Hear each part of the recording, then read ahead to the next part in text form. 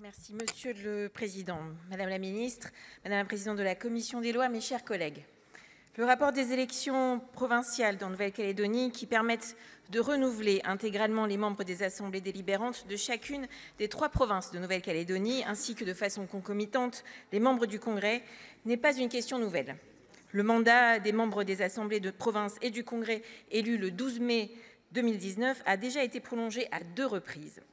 Prévues initialement pour le 12 mai 2024 au plus tard, ces élections ont ainsi été reportées une première fois au 15 décembre 2024, puis une deuxième fois au 30 novembre 2025. La présente proposition de loi organique a été déposée par 6 présidents de groupes politiques du Sénat, Mathieu Darnaud, Patrick Kanner, Hervé Marseille, Claude Malhuret, François Patriat et Maryse Carrère, dans une démarche transpartisane qu'il faut saluer. Elle vise à reporter ce scrutin une 3e fois au 28 juillet 2026 au plus tard. Si les reports se suivent, ils ne se ressemblent pas. Vous vous en souvenez, le gouvernement avait déposé en janvier 2024 un projet de loi constitutionnelle modifiant la composition du corps électoral spécial pour élargir à l'ensemble des électeurs inscrits sur la liste électorale générale de Nouvelle-Calédonie y étant nés ou y étant domiciliés depuis au moins 10 années. Le gouvernement avait alors pour projet de revenir sur le gel du corps électoral spécial. De façon concomitante, le gouvernement avait déposé un projet de loi organique visant à reporter les élections provinciales au 15 décembre 2024 au plus tard, afin de pouvoir appliquer à ce scrutin la réforme constitutionnelle. La loi organique actant ce report de 7 mois a ainsi été proclamée le 15 avril 2024. Peu de temps après, et alors que nombre d'entre nous sur ces bancs avaient alerté sur un passage en force, l'adoption par le Parlement du projet de loi constitutionnelle a provoqué de violentes émeutes en Nouvelle-Calédonie à compter du 13 mai 2024, entraînant la déclaration de l'état d'urgence sur son territoire le 15 mai 2024 au soir. À la suite de ces événements qui ont profondément marqué le territoire calédonien, Patrick Kanner et ses collègues du groupe socialiste, écologiste et républicain ont déposé le 16 septembre 2024 une proposition de loi organique visant à reporter les élections provinciales de 11 mois supplémentaires, soit au 30 novembre 2025 au plus tard. Il s'agissait de tenir compte notamment de la dégradation de la situation sociale, économique et sanitaire entraînée par les émeutes et de laisser du temps pour dénouer la crise politique.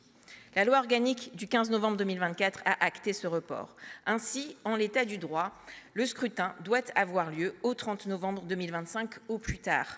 L'été 2025 a néanmoins été marqué par un événement majeur dans le processus de négociation politique en vue du retour à la concorde civile et à la stabilité institutionnelle. La signature d'un projet d'accord à Bougival le 12 juillet par l'ensemble des partenaires politiques de Nouvelle-Calédonie, même si le consensus est ensuite quelque peu ébréché, puisque dès le 9 août, le Front républicain de libération nationale Kanak et socialiste, le FLNKS, a adopté une motion de politique générale dans laquelle il rejetait formellement le projet d'accord. Outre des dispositions relatives à la répartition et au transfert des compétences, ce projet d'accord prévoit pour l'instant la création d'un État de Nouvelle-Calédonie inscrit dans la Constitution, l'instauration d'une nationalité calédonienne et une modification de la composition du corps électoral spécial pour l'élection des assemblées provinciales et du Congrès.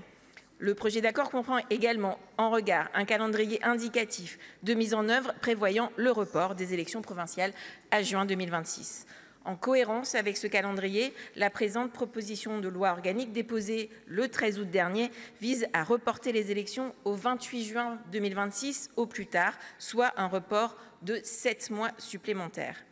Le projet d'accord signé à Bougival doit assurément être qualifié d'historique, en ce qu'il redonne de l'avis général, espoir et confiance en l'avenir aux habitants de Nouvelle-Calédonie.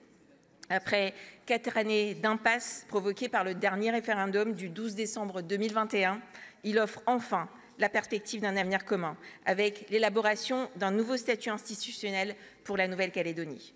Ce projet d'accord constitue donc une base solide et précieuse à approfondir, préciser, amender, en poursuivant les échanges avec l'ensemble des parties prenantes, y compris et surtout avec celles qui ont pu prendre depuis le 12 juillet dernier leur distance par rapport aux documents signés ce jour-là.